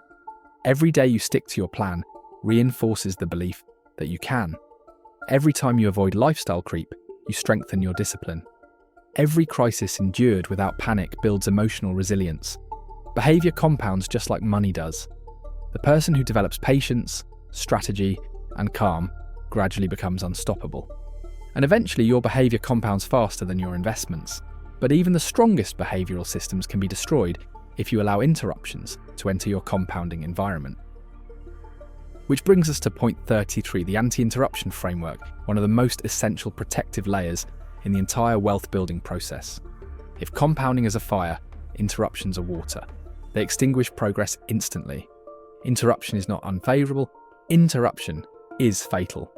Interruptions come in many forms. The most damaging is withdrawing investments prematurely. This is the single greatest destroyer of wealth because it not only removes money from the market, but also removes the decades of future compounding that money would have generated. A withdrawal today is not simply a subtraction. It is the annihilation of future returns. Millions are lost, not through bad investments, but through withdrawals made at the wrong time for the wrong reasons. The anti-interruption framework begins with planning for large expenses ahead of time. Vacations, home repairs, weddings, medical costs. These are predictable. But people treat them as surprises, and when the bills appear, they raid their investments. To avoid this, you build separate sinking funds, designated for large purchases. This protects your portfolio from unnecessary withdrawals and ensures compounding remains uninterrupted. The second element is emergency buffers. Without an emergency fund, any unexpected event, job loss, a medical emergency, a car breakdown, forces you to liquidate investments. A proper emergency fund creates insulation. It prevents panic withdrawals. It allows you to endure temporary storms without sacrificing your compounding engine. The third element is emotional control during volatility. Market downturns tempt investors to sell, but selling during downturns is the ultimate interruption. It locks in losses and destroys future recovery.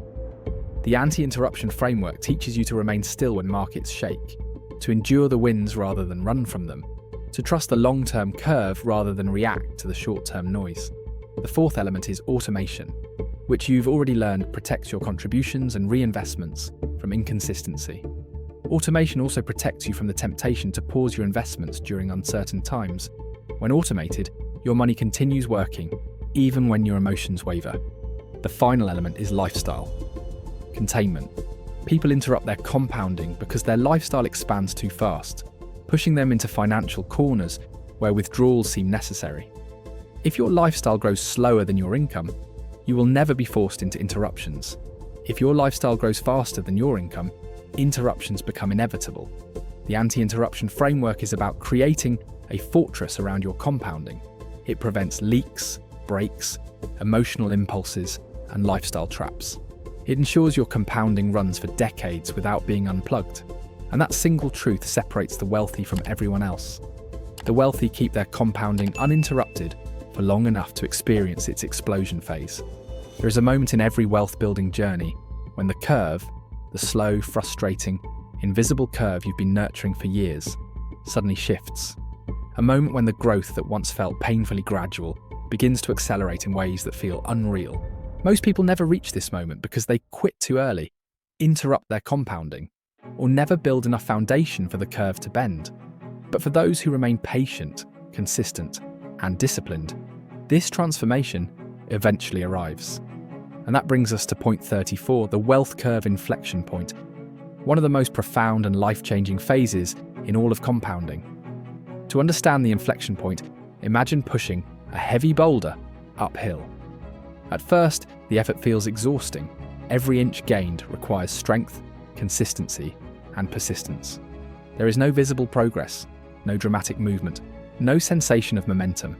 This is the early stage of wealth building, the slow phase. Your contributions feel huge while your returns feel tiny. Your effort feels out of proportion to your progress. Many people give up here because they cannot see what lies beyond the hill. But then something remarkable happens. After years of pushing, the slope shifts, the incline softens, the boulder becomes easier to move, and eventually you reach the top, where gravity shifts from resisting you to assisting you. The boulder begins rolling downhill on its own.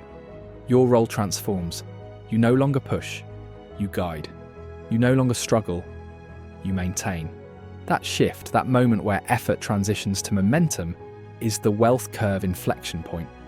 Financially, the inflection point occurs when your investment returns exceed your contributions, when your money works harder than you do, when your portfolio grows more in a year than you deposited, when compounding finally reveals its real nature, exponential, not linear. Until this point, the growth feels linear because your contributions dominate the results. But after the inflection point, the curve begins to tilt upward and the growth becomes self-propelling. The psychological impact of this moment is enormous. Doubt dissolves, fear fades, confidence rises.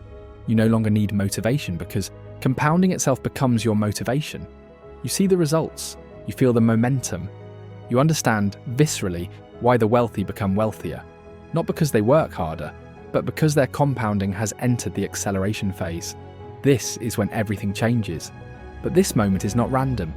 It does not appear magically. It requires years of consistent contributions, reinvestment, steady discipline, and protection from interruption. Most people sabotage themselves before reaching it. They withdraw too early, panic sell during downturns, reduce contributions when markets feel uncertain, or inflate their lifestyle so much they have nothing left to invest. The inflection point is the reward for those who resist those temptations. Reaching the inflection point is not the end of the journey, it is the beginning of a new one. A journey where compounding becomes your ally rather than a distant mathematical idea. A journey where financial stress gradually melts away.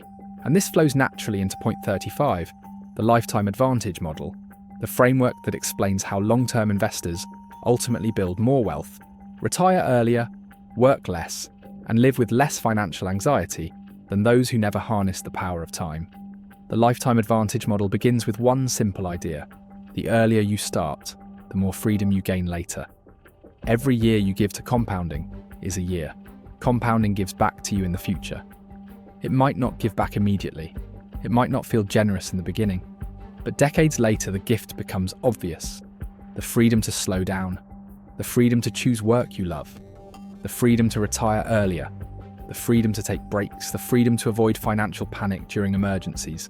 The freedom to live with dignity and security. People often misunderstand retirement. They imagine it as an age, 60, 65, 70. But retirement is not an age. Retirement is a financial condition. It is the moment when your money produces enough income that you no longer need to trade time for money. Some people reach this in their 50s, some in their 40s, some earlier, some never reach it at all. The difference is not luck, it is the lifetime advantage model. This model has 3 pillars: start early, stay consistent, reduce stress. Starting early gives your money more time to compound. Someone who begins investing at 20 with modest contributions can outperform someone who begins at 35 with larger contributions. Time multiplies money, and the multiplication grows faster every decade. You stay invested. Staying consistent prevents interruptions. When you invest every month, regardless of circumstances, you accumulate shares steadily. You ride through volatility effortlessly. You avoid the destructive behavior that keeps most people stuck in the slow phase. Consistency is what transforms effort into momentum and momentum into freedom. Reducing stress is the psychological pillar. When you have time on your side, you do not panic when markets fall. You do not feel pressure to take excessive risks. You do not fear job loss with the same intensity. You do not carry the anxiety of living paycheck to paycheck. You live with emotional breathing room. You operate from a place of stability rather than fear. That emotional stability influences every area of your life: your health, your relationships, your productivity, your decision-making. But the lifetime advantage model has a shadow side, the temptation to compare your progress to others. Which brings us into point 36, avoiding comparison traps, a crucial principle that protects your mental clarity, emotional resilience, and long-term commitment to compounding. Comparison is poison to wealth building. It destroys confidence, distorts time horizons, and turns long-term strategy into short-term insecurity. When you compare your financial progress to others, you often compare your beginning to someone else's middle, or worse, someone else's highlight reel. Social media accelerates this illusion, presenting curated lifestyles designed to impress, not to educate. You see expensive cars, lavish vacations, designer clothes, luxury apartments, but you do not see the debt behind them. The financial stress, the lack of investments, the absence of discipline. Comparison leads to 3 toxic outcomes. First, it triggers impatience. You begin to feel behind. You rush. You chase high-risk strategies. You abandon stable investments for speculative ones. You interrupt your compounding because you are desperate to catch up. And ironically, this delays your progress rather than accelerating it. Second, comparison triggers discouragement. You begin believing you are not progressing fast enough. You assume compounding doesn't work for you. You lose motivation, you reduce your contributions, you sabotage your future because you mistake someone else's timeline for your own. Third, Comparison triggers identity distortion. Instead of building the financial life you truly want, you begin pursuing the financial life you think others will admire. But admiration does not build wealth. Identity does. And identity must be rooted in your values, your goals, and your timeline. Avoiding comparison requires a deeper shift, Makanao. Recognizing that wealth is not a competition. It is a personal journey. Your starting point is unique. Your constraints are unique. Your opportunities are unique. Your goals are unique. No one else has your exact life circumstances, and therefore no one else can serve as a fair benchmark. The only person you should compare yourself to is the person you were a year ago. The moment you stop comparing, something incredible happens. You gain clarity. You gain peace. You gain patience. You begin focusing on your process, your discipline, your compounding curve, and that focus accelerates your progress more than any comparison ever could. The right path is your path, the right pace is your pace, and the right timeline is the one that leads to a secure, peaceful, abundant future. Not an Instagram highlight. There is a moment in your financial evolution when you begin to realize that wealth is not built by accident. It is built by ratios, by structures, by decisions repeated over long periods. One of the most illuminating ratios, one that quietly determines whether your compounding accelerates or stagnates, is the balance between what you earn and what you invest. This brings us to point 37, the income to investment ratio, a concept that acts like a spotlight on your financial priorities and reveals whether your future is expanding or shrinking.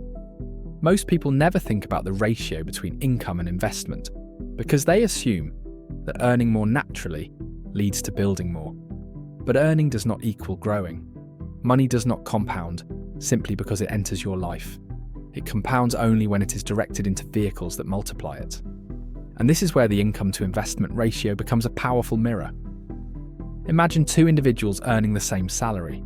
One invests 5% of their income, while the other invests 25%. At first glance, the difference seems small.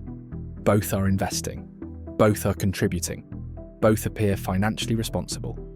But over 20 years, the person investing 25% will build a dramatically stronger compounding base. Not because they earn more, but because they allocate more. Wealth is not built from income. It is built from allocation. Your ratio tells a story. If your income grows but your investment percentage doesn't grow with it, you are not compounding. You are inflating your lifestyle.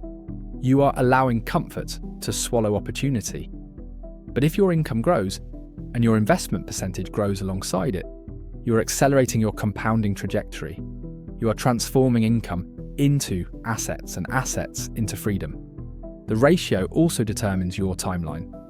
A person investing 5% will need decades longer to reach financial independence than someone investing 20 or 30%. And this difference compounds. A high ratio early in life empowers a lower ratio later without sacrificing the final outcome. This is why financially successful people often start aggressively. When they're young, they know the ratio determines the starting slope of the curve. But there is a deeper truth. The income to investment ratio creates identity. When you consistently invest a meaningful portion of your income, you begin to see yourself not merely as an earner, but as an investor. And identity is powerful. Identity drives behavior. Behavior drives outcomes. The ratio becomes not just a financial measure, but a psychological anchor.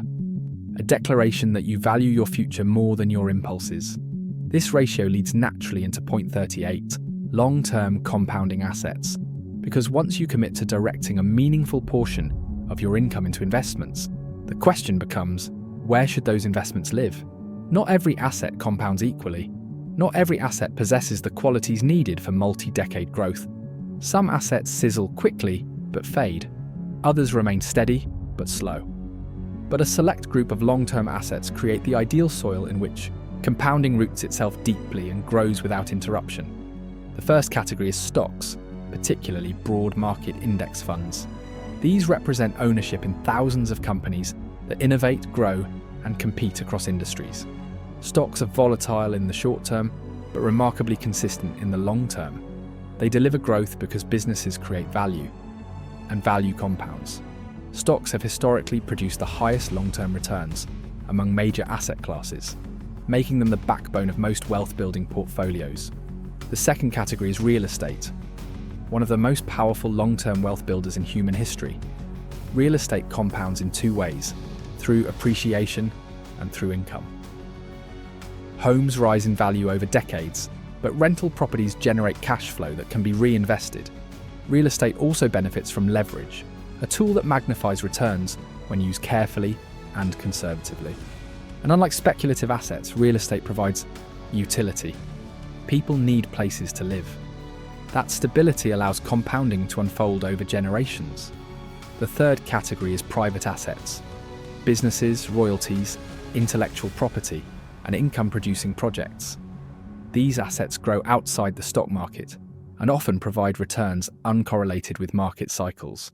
Private assets are powerful because they allow individuals to participate directly in value creation, either through entrepreneurship or through ownership stakes in small companies. Many fortunes were built not on Wall Street, but through private enterprise. These assets can compound aggressively when nurtured with discipline and reinvestment. What all long-term compounding assets share is durability.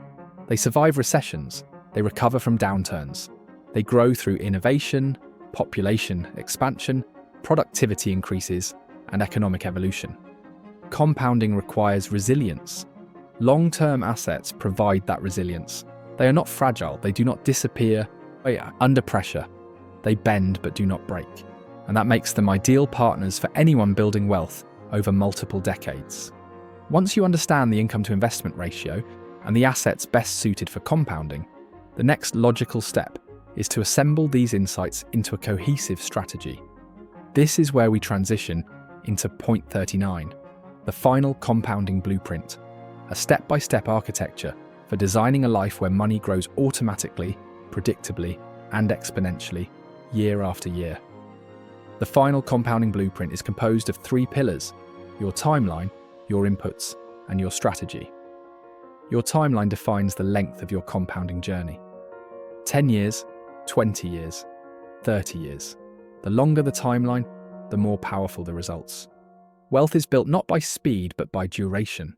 The blueprint begins with accepting that compounding is not a quick fix. It is a lifelong partnership. Your future expands with every year you remain consistent. Your inputs define your fuel, your contributions, your reinvestment, your income to investment ratio. Inputs are the variables you control most directly. A blueprint without disciplined inputs is just a dream. But a blueprint with consistent contributions becomes a living machine. And when your income grows, your inputs grow with it. This is how compounding scales. Your strategy defines how your inputs interact with time. Automatic investing, dollar cost averaging, diversified long-term assets, periodic contribution increases, protection from interruptions, emotional discipline during downturns, tax-efficient allocation. A clear strategy transforms compounding from an abstract idea into a predictable trajectory. It eliminates randomness. It standardizes growth. It turns your portfolio into a self-building system. The blueprint also includes the behavioral framework, the habits that protect your compounding from emotional errors. Things like ignoring noise, avoiding comparison, resisting, panic, choosing long-term simplicity over short-term complexity. The final compounding blueprint is not only mathematical, it is psychological. You must build both sides to build true wealth. And now, after everything you've learned, every principle, every habit, every acceleration technique, we arrive at point 40, the final message.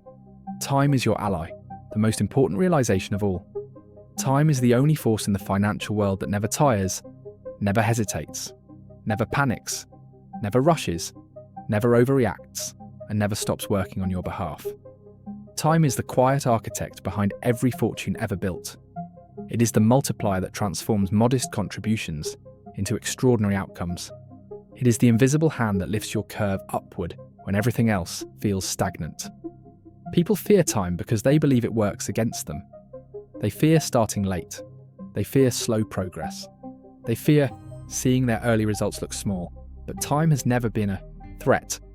Time becomes your ally the moment you begin using it. $1 invested for 1 year is weak. A dollar invested for 10 years is strong. A dollar invested for 30 years is unstoppable. Time does not add. Time multiplies. Time softens mistakes. Time rewards discipline. Time allows strategies to recover after setbacks. Time turns volatility into opportunity, contributions into assets, assets into income, and income into freedom. Time asks for one thing: that you show up. It does not require perfection. It does not demand genius. It does not care if you begin with small amounts. Time simply amplifies whatever you give it. And this is the final truth. You and time must become partners, not adversaries, not strangers. Partners. When you give time consistent contributions, it gives you exponential results. When you give time your patience, it gives you peace. When you give time your discipline, it gives you financial freedom, but only if you choose it. And only if you choose to subscribe to this channel to have more financial literacy. So make sure to subscribe and click on the next video. See you soon. Oh, anyway, I opened a new completely free community where I explain how to create and scale your YouTube channel.